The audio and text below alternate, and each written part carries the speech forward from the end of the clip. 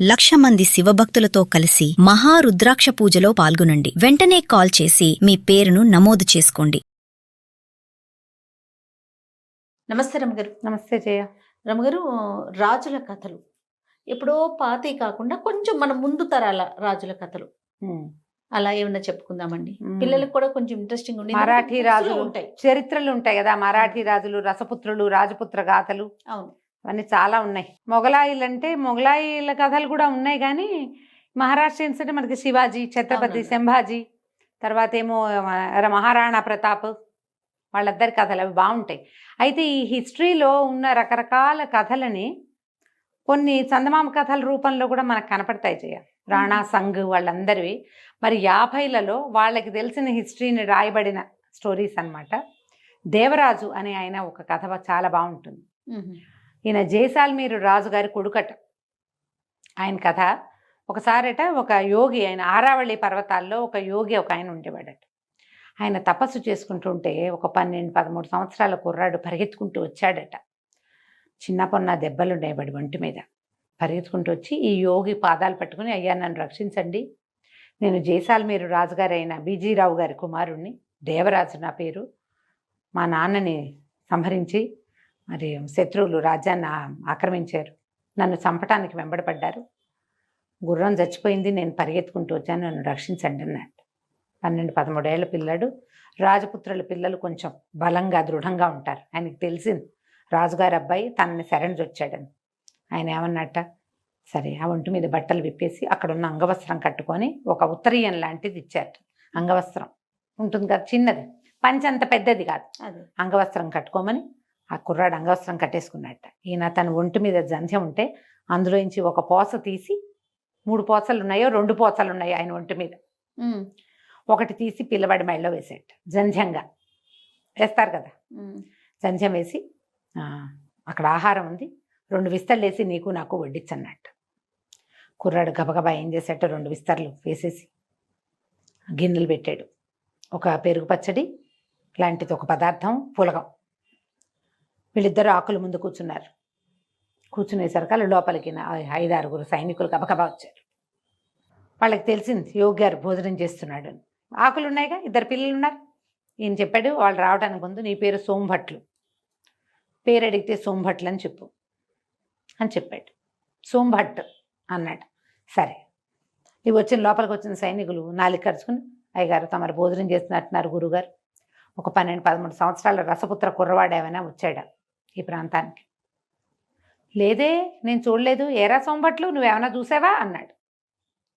కుర్రాడు, నేను చూడలేదు గురువుగారు, పొద్దునుంచి ఇటువైపు ఎవరూ రాలేదు అని చెప్పి, మీకు కొంచెం పులగం వడ్డించమంటారా అన్నాడు. అనేసరికి వీళ్ళకి అర్థమైంది వీళ్ళిద్దరు భోజనం చేస్తున్నారు. ఈ సోంభట్లుగా ఉన్న కుర్రాడి వైపు చూశారు. వాడు కొంచెం మటసంగా 12-13 సంవత్సరాల కుర్రాడుగా ఉన్నాడు. ఉపరి వస్త్రం లేదు. రసపుత్రులు ఉపరి వస్త్రాలు లేకుండా ఉండరు. రాజపుత్రులు, రాజ్పుట్స్ పై బట్ట వేసుకుంటారు. బ్రాహ్మణ పిల్లలైతే నడువుకు అంగవస్త్రం కట్టుకుని ఒంటి మీద చొక్కా లేకుండా భోజనం చేస్తారు. ఇక్కడ కూర్చున్నవాడు గురువుగారితో పాటు కూర్చున్నాడు. వాడి ఒంటి మీద ఏమో జంధ్యపోగుంది, అంగాస్త్రం కట్టుకున్నాడు, ఉపరి వస్త్రం లేదు, చొక్కా విప్పి తినాలి అన్నం. చొక్కా వేసుకుని అన్నాలు తినరు, తినేవాళ్ళు కాదు. ఇప్పుడంటే మామూలుగా బయట తినేస్తున్నారు, కానీ ఇళ్లలో పెద్దవాళ్ళు ఉపవాసాలు అవి ఉన్నప్పుడు, పూజలప్పుడు మీరు బ్రాహ్మణ భోజన పంక్తి గమనిస్తే పైన ఉత్తరీయాలు అవి ఉండవు. అదేండి, భోజనం చేసేటప్పుడు అట్లా కూర్చోవాలి, అది నియమం. వీడిని వాడిగా భావించే అవకాశం లేదు. ఇంతే సైజు, 12-13 ఏళ్ళ పిల్లాడే, కానీ కాదు రాజపుత్రుడు కాదు వీడు. ఓకే, ఎందుకంటే వీడు బ్రాహ్మణ కుమారుడుగా కనపడుతున్నాడు. ఊరుకున్నారు, వదిలేశారు, వెళ్ళిపోయారు.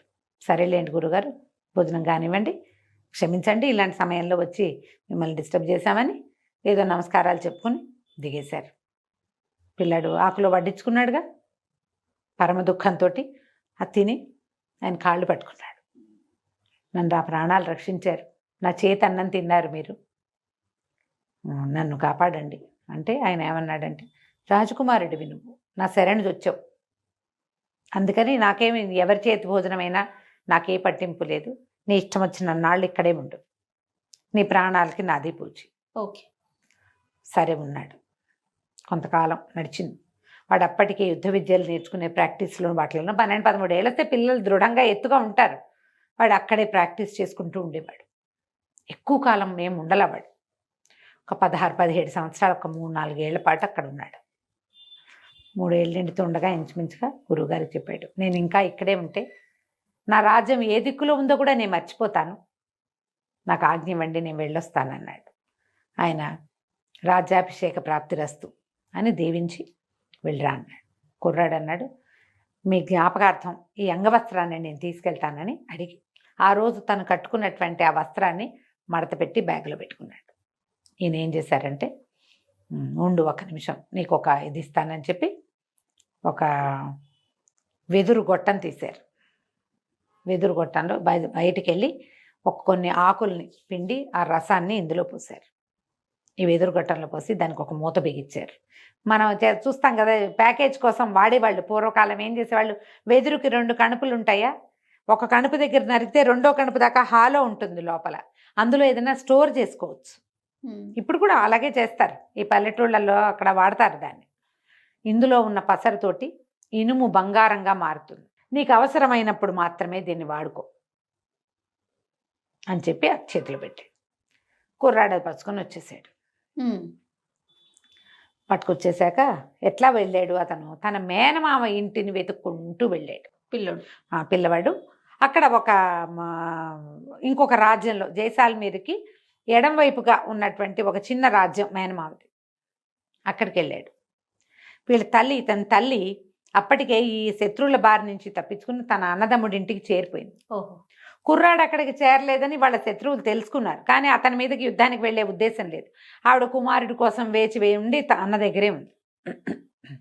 కొడుకుని చూసి కావలించుకుంది, నాయన వచ్చావురా అని ఉప్పు తీసి దిగదొడిచిపోసి పిల్లాడిని లోపల తీసుకెళ్ళింది. ఆహారం పెట్టింది. ఇన్ని రోజులు అడవిలో గురువుగారి దగ్గర ఏదో వాడే వండుకుంటూ తింటూ ఉన్నాడు. బలవర్తక ఆహారం పెట్టారు.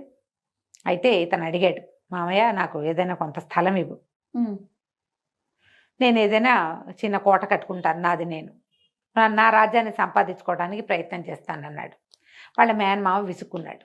భీమరాజు ఆయన పేరు. ఆయన ఏమన్నాడంటే, స్థలం లేదు గిలం లేదు, నువ్వు ఉన్నావు, నీకు అన్నం పెట్టావు అంతే, నీకు నేనేం చేయలేను, నా వల్ల అవ్వదు, అవంతా నాతోటి కాదు, నువ్వు వచ్చి ఇక్కడ ఉంటానంటే నువ్వు ఉన్న నాళ్ళు తిండి తిండండి నువ్వు మేమ, కానీ నేను స్థలాలు ఇవ్వను అన్నాడు. అంటే ఏమైంది, అంతలో ఏమైంది, ఒక గొడారి వాడు వచ్చాడట. అంటే అదే మన చెప్పులు అవి కుట్టేవాళ్ళు, వాడు ఒక ఎద్దు చర్మాన్ని తీసుకొచ్చి ఇచ్చాడు ఈయనకి. కుర్రాడు అడిగాడు, దేవరాజు ఈ అబ్బాయి పేరు, ఈ రాజుగారి అబ్బాయి, ఎంతో వద్దు, ఈ ఎద్దు చర్మం పట్టేంత స్థలం ఇవ్వు చాలు నాకు అని అడిగాడు. ఎద్దు చర్మం ఎంత ఉంటుంది, ఎద్దుని ఒలిస్తే మాత్రం అది ఎంత అవుతుంది? సరే ఈయన ఏం చేశాడు, ఒక దూరంగా ఉన్న ఒక ఇసుక పర్రని చూపించాడు. ఆ ఇసుక పర్ర మీద ఈ ఎద్దు చర్మం పట్టేంత స్థలం తీసుకో, ఏం చేసుకుంటావో చేసుకో అన్నాడు.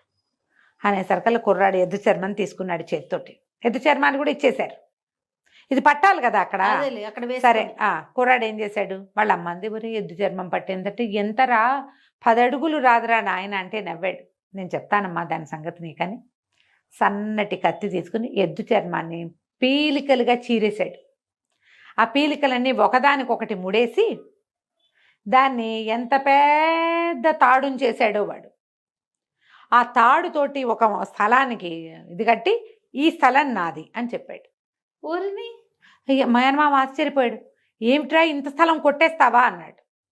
ఇంత స్థలం కొట్టేస్తావా నీ తెలివితేటలతోటి అంటే, బావయ్య ఇది ఒట్టి ఇసుకపర్రే కదా, ఇది ఒట్టి ఇసుకపర్ర, నీకేం ఉపయోగం లేదు, చెట్టు చేమాలేవి ఇందులో, పొలం పండదు, నువ్వు ఉంచుకుంటే ఏమిటి, నాకు ఇస్తే ఏమిటి, అంతేగా ఆనంగానే ఆయన సరే సర్దుకున్నాడు. సరేలే అన్నాడు. ఇందులో ఏం కడతావో ఏం చేస్తావో చేసుకోమన్నాడు. ఈ కుర్రాడు ఏం చేశాడంటే, మేనమామ ఇంటి నుంచి కొన్ని వస్తువులు అడిగాడు. కన్స్ట్రక్షన్కి ఓ పలుగు పార అవి కావాలంటే, అలాగేనని పలుగు పార అవన్నీ స్త్రీధనంగా మీ అమ్మకి ఇస్తున్నాను అన్నాడు ఆయన. ఓహో. కుర్రాడు ఏం చేశాడు, పలుగు పార కొన్ని పలుగులు అవి పట్టుకుని ఇసుక పార దగ్గరికి వెళ్ళి, గురువుగారు ఇచ్చారు కదా ఒక చిన్న దాంట్లో పసరు, ఆ పసరుని ఆ ఇనప దాని మీద పోస్తే అది బంగారుగా మారింది. పరుసవేది విద్య ఆ గురువుకి అది ఉన్నది. ఆరావళి పర్వతాల్లో ఉన్న గురువు గారికి స్వర్ణ విద్య ఉంది. అబ్బా. ఆయన ఈ రాజపుత్రపు కుర్రవాడు తన దగ్గర 4 సంవత్సరాలు తలదాచుకున్న వాడికి తన విద్యలో ఒక అవకాశాన్ని ఇచ్చాడు. వీడ ఈ ఇనప వాటిని బంగారంగా మార్చి, బంగారాన్ని డబ్బుగా మార్చి అక్కడ ఒక పెద్ద కోట కట్టడం మొదలుపెట్టాడు. కోట మొత్తం తయారైంది. మరి డబ్బులు ఆ, ఎంతమందినో తీసుకొచ్చాడు. వాళ్ళ వీర చాలా మంది అయ్యారు. ఆ వచ్చిన వాళ్ళందరూ చక్కగా ఇక్కడ ఉంటూ మరి అందరికీ డబ్బులు పుడుతున్నాయి. బంగారం వీటి దగ్గర ఉన్నదే గోల్డ్. ఉమ్, ఇక కోట తయారైంది. ఈ భీమరాజుకి చుట్టాలు పక్కాలు వచ్చి అబ్బా మామయ్య కోట కంటే మేనల్లుడి కోటే పెద్దదిగా అండ మొదలుపెట్టారు. ఓకే. ఇక ఆ కోట కొట్టేయాలి. ఆయన ఏం చేశాడు, సైనికులను తీసుకుని బయలుదేరాడు కోట మీద జమాయించడానికి. అయితే కోట దగ్గరికి వెళ్ళి వీళ్ళు ముట్టడి చేసేసరికి లోపల నుంచి దేవరాజు వాళ్ళ అమ్మగారు వచ్చింది. అదేమిటన్నయ్య భలేవాడివి, వాకిట్లోకి వచ్చి ముట్టడి ఏమిటి, భోజనాలు చేయండి అందరూ, ముందు భోజనానికి రండని, మీ కోటని ఇది అని లోపల తీసుకెళ్ళింది. కుర్రాడు అన్నాడు, దేవరాజు మావయ్య నీ స్థలంలో కట్టాను, నా డబ్బు అయితే నీ డబ్బు కదా, నీ స్థలం నాదైంది, నా డబ్బు నీ డబ్బులు కావు, ఓహో, నీదే డబ్బు, శుభ్రంగా భోజనం చేయండి అని అందరికీ భోజనాలు, షడ్రసోపేతమైన అద్భుతమైన భోజనం పెట్టాడు. యుద్ధం కోసం వస్తే వచ్చిన సైనికులందరికీ భోజనం పెట్టారు. అందరూ భోజనాలు అయిపోయాక ఎవరి పై వస్త్రాలు వాళ్ళు భుజాల మీద వేసుకునే ఉంటాయి, అవి తీసుకోవడానికి వస్తే అందరికీ కొత్త బట్టలు పెట్టున్నాయి. అక్కడ ఆ బట్టలు తీయబోతుంటే వస్త్రం ఎంత బరువు ఉంటుంది, అన్ని బరువుగా ఉన్నాయి. ఏమిటి బరువుగా ఉన్నాయి అంటే ప్రతి వస్త్రానికి చెంగున 100 నాణేలు, బంగారు నాణేలు మూటగట్టున్నాయి. అబ్బా, అబ్బా. వాళ్ళు ఆశ్చర్యపోయారు, ఇదేమిటి ఇంత డబ్బు ఇస్తారంటే, మీకే రేపు మనం జైసాల్మీర్ మీద యుద్ధానికి వెళ్ళబోతున్నాం, దానికి మీకు జీతం ఇచ్చానన్నాడు. వీళ్ళు తెల్లబోయారు, మాకు 10 నాణేలే మా జీతం, నువ్వు 100 నాణేలు ఇచ్చావు, ఇవాళ నుంచి మీ జీతం పెరిగింది, మీరు భీమరాజు దగ్గర సైనికులు కాదు, జైసాల్మీర్ మీదకి యుద్ధానికి వెళ్ళబోయే సైనికులు, మీకు జీతం దానికి తగినట్టు ఉండదు, జైసాల్మీర్ మన వశమైతే కోట్లు ఉన్నాయి మనకు అక్కడ అన్నాడు. మొత్తం సైనికులంతా దేవరాజు అయిపోయారు.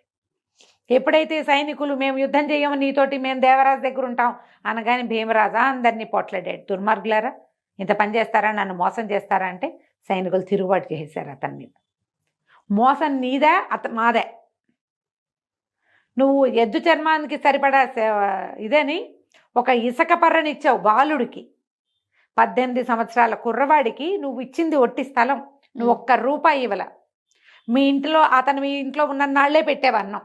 ఆ తర్వాత కష్టపడి కుర్రాడు దగ్గరుండి తల్లి కొడుకు కోటను కట్టించారు. అతని కోటను జయించడానికి బయలుదేరింది నీది మోసమా మాదే మోసం? మేము సైనికులం, ఎక్కడైనా సరే ఒళ్ళమ్ముకునే వాళ్ళమే, నీకమ్మే బదులు వాడికమ్మతావు, కానీ నువ్వు చేసిన పని ఏమిటి అనగా ఇంకేం చేశాడు, తిరుగుబాటు. నోరు మూసుకుని ఆయన ఇంటికి వెళ్ళిపోయాడు. దేవరాజు మొత్తం ఆ ఊళ్ళో ఉన్న ప్రతి సైనికుడిని కొన్నాడు. అందరూ కలిసి జైసాల్మీర్ మీద యుద్ధానికి వెళ్ళారు. మరి ₹10 జీతం నుంచి ₹100 జీతానికి పెంచిన వాడి పట్ల ఎలాంటి కృతజ్ఞత ఉంటుంది? ప్రతివాడు తన కొడుకుని, చుట్టాన్ని, బావమరిదిని అందరినీ సైన్యంలోకి దింపారు. ఈ ఊరంతా వెళ్ళి జైసాల్మీర్ మీద పడింది. కుర్రాడు కత్తి పట్టగలిగిన ప్రతి రాజపుత్ర కుర్రాడు వెళ్ళిపోయాడు యుద్ధానికి. వెళ్ళేసరికి జైసాల్మీర్ కోట వీళ్ళకి వశమైంది. ఈయన రాజ్యాభిషేకానికి వెళ్తున్నాడట. వెళ్తుంటే ఒక పాత అంగవస్త్రం ఉంది అతని భుజం మీద. అందరు అడిగారు, ఇదేమిటి, ఇదేదో వస్త్రం వేసుకున్నామంటే, ఇది నా ప్రాణం కాపాడింది ఈ అంగవస్త్రం, ఇది నాతోటే ఉంటుంది అని చెప్పాడు. ఆ తర్వాతట ఎప్పుడు ఎవరు రాజ్యాభిషేకం చేసుకున్నా అంగవస్త్రాన్ని భుజం మీద వేసుకోవటం ఆ రాజ్యపు ఆచారంగా మారిందట. ఈ వస్త్రం ఇతని దగ్గరే ఉంది. తర్వాత అందరూ కూడా ఆయన భుజం మీద అంగవస్త్రం వేసుకున్నవాడు మనం కూడా వేసుకోవాలని ఇంకా అదే మొదలు పెట్టారట. ఇది చందమామలో వచ్చిన కథ, 50s రాయబడింది. చరిత్ర నుంచి తీసుకున్న విషయాన్ని కథలోకి కొంచెం బాగా నచ్చినట్టున్నారు. కంచికి మనం ఇంటికి. నమస్తే రమ్మ గారు. నమస్తే.